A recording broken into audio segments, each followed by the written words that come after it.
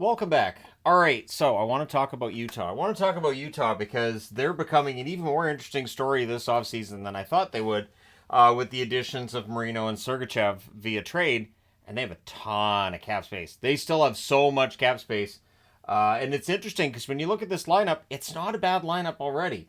So the only restricted free agent they have that I see is Barrett Hayton. Now Hayton has been part of a very successful line in Arizona, which was not together for a lot of last season, and it was, but it was very successful the previous season, and that's Keller, Hayden, and Schmaltz. Now, ideally, that should probably be a really good second line, but they've got a pretty good second line. Now, I went again via Cap Friendly in their depth charts because it doesn't really matter who's on what line at this point. But I'm going to say Logan Cooley very likely ends up being the second line center. Krause and Gunther on the wings. And Gunther, Cooley, two very good young players who are on their entry level deals. And Krause, we know, is a very good power forward, capable of 25 plus goals. Then on the third line, you'd have Michelli, Bugstad, and Josh Doan could pencil in there. Kerfoot could pencil in there. Maybe Stenland on the wing. Carconi had a 20 goal pace going for him last season. There's a lot of options here. I like Michelli a lot. I like Bugstad's game. I think that Doan looked pretty good when he got called up by the Coyotes, so we shall see. And then you've also got, as I said, Carconi, Stenlin, Kerfoot may very well end up being that fourth line. But you have Sokolov, who they just brought in today via trade with Ottawa. McBain, who's looked good when he's been in there for them too. And Liam O'Brien. Toughness there. So there's some depth up front. And again, they have that depth up front while they have the cap space. Now on the blue line, you have Sergachev, Durzi, Valimaki, and Marino. Now, I'm greedy. I think that this is a team that should pick up another top four defenseman because you've got Sergachev, Durzi, Valimaki, Marino, Cole, Kesselring.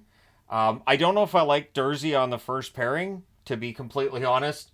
I think if you had a really, partner for Sergachev, and maybe it ends up being Marino, maybe Durzi ends up on that second pairing with Valimaki, I just feel like adding another top four defenseman could be prudent. And they're a team that's able to take on a contract that a team might be looking to get rid of for a top four defenseman without much pain on their end. Ingram, Vejmelka, Villalta, the goaltending depth. Ingram was fantastic at points last year. Vejmelka was very good in the second half. I think this is a tandem that can work, and Villalta's there as the number three in the minors.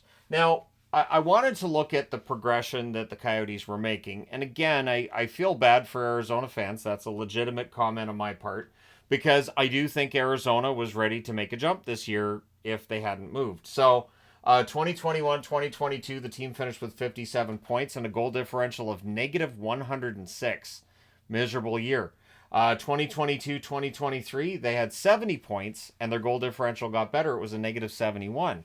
This past season, 77 points, a negative 18 in their goal differential. So their goal differential trending in the right direction, their points trending in the right direction. So if they jump by another 7 points, that'll be up to 84 points. However, with the additions of Sergachev and Marino, we could probably expect a little bit more than just a 7-point jump. Sergachev gives them something on the blue line that they haven't had in a long time. I'd say since OEL in his prime. OEL at his best, I would put in that same category as Sergachev. And then you got the prospects. You got Tij Ginla, who of course they drafted 6th overall. He's a winger that's going to jump into a top 6 role soon. You've got Daniel Boot, who was a first-round draft pick, I believe, last year, as well as Dmitry Simashev. Both of them seen as really good prospects. Simashev knocked the glass out in the arena today. Just skated into it, knocked out the glass, which makes some sense because he's huge. Simashev, a big, powerful defenseman who may very well push himself into a role. Maybe he ends up being that top four defenseman I think the team could use. Then you've got Cole Baudouin, who they drafted this year, and Michael Herbal is the goaltender who's likely going to end up being part of this tandem at some point soon. And again, this is what the plan was in Arizona. Now it gets sped up a little bit in Utah. Utah with the cap space and being willing to use it. I did see some complaints that Utah tends to be one of the cheaper teams at the NBA level. Well, the NHL salary cap is much lower than the NBA salary cap, so I wanted to look at that too. The NBA salary cap set at 140.588 million. Not that it matters. The tax level starts at 170.814 million, and currently the Minnesota Timberwolves over $190 million. their salary cap this upcoming season. So that's about $50 million over the salary cap. I totally understand why it would be tough for some owners to be able to equal those kinds of numbers. But that is $190 million is more than double the salary cap for the NHL, and you have a lot more players for an NHL team than you're going to have for an NBA team.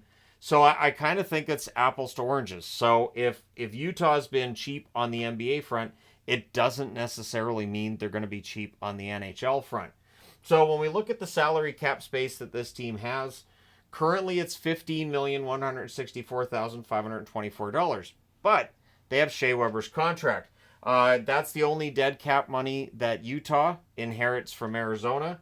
That's there until 2026, unless they move it, but they don't have a reason to move it at this point. With Weber put on long-term injured reserve, that's $23,021,667 in cap space. So before we really got into the offseason, I said Utah, with the right moves, with the amount of cap space they have, could find themselves as a playoff team, and here we are. If they continue to weaponize their cap space, they could definitely upgrade the forward group. Not that it needs a lot of upgrading. Like I said, 77 points, they were trending in the right direction. Maybe they can go out and upgrade their goaltending. Maybe they decide to move Vejmelka. Whatever they decide to do. And Vejmelka's contract, if they move that out, they could have more cap space. But this is a team that whatever they decide to do from here, I think they've already put the NHL on notice that Utah is not going to be a pushover. Shedding that and again, I feel bad for Arizona because I think there was a plan in place, but basically shedding that persona as a losing team and as a team that isn't going to spend money is important for Utah to do right out of the gate. Show that you're going to pick up a big contract. You're going to be willing to spend money. You're going to go out and you're going to be aggressive in free agency to pick players up and to make the deals that you need to. Picking up Marino and Sergachev being huge. And so if you're looking for another defenseman, that might be a good idea. But again, they've got prospects here who can fill in. I just think this is going to be a fascinating upcoming season for Utah. And definitely, it is interesting too because we're still having the discussion about expansion. And there's a lot of people who think that the NHL is perfect at 32 teams. And I'm not going to say they're not, but the NHL is definitely going to expand. And I think the move to Utah is the first indication that they will. Because Utah, of course, is technically an expansion team. The history did not go with them from Arizona. This is considered technically an expansion team.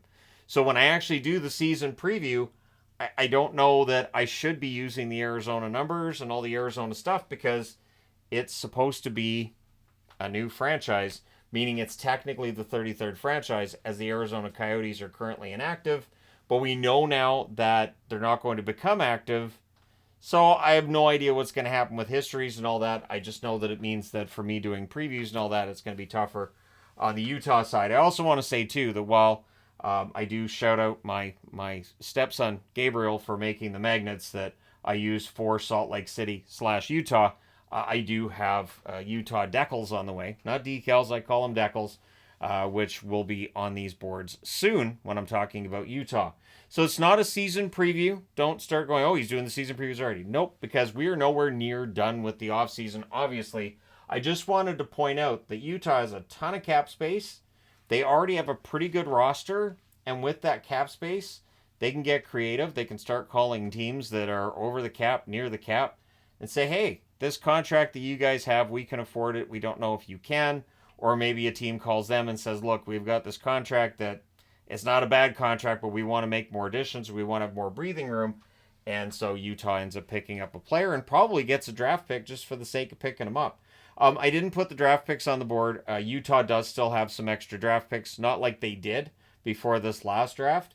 And I don't know that they're necessarily going to need them for upcoming drafts because I think we're heading into a period of time where this franchise, and I'm speaking with the carryover from Arizona, I think this is a franchise that's going to be interesting to watch in the years upcoming.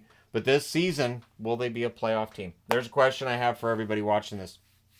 Will Utah build themselves up and become a playoff team this upcoming season, or is it going to take more time? Let me know your thoughts. Hit like and subscribe if you've not done so already. Thank you guys so much for all your support. I will talk to you again soon.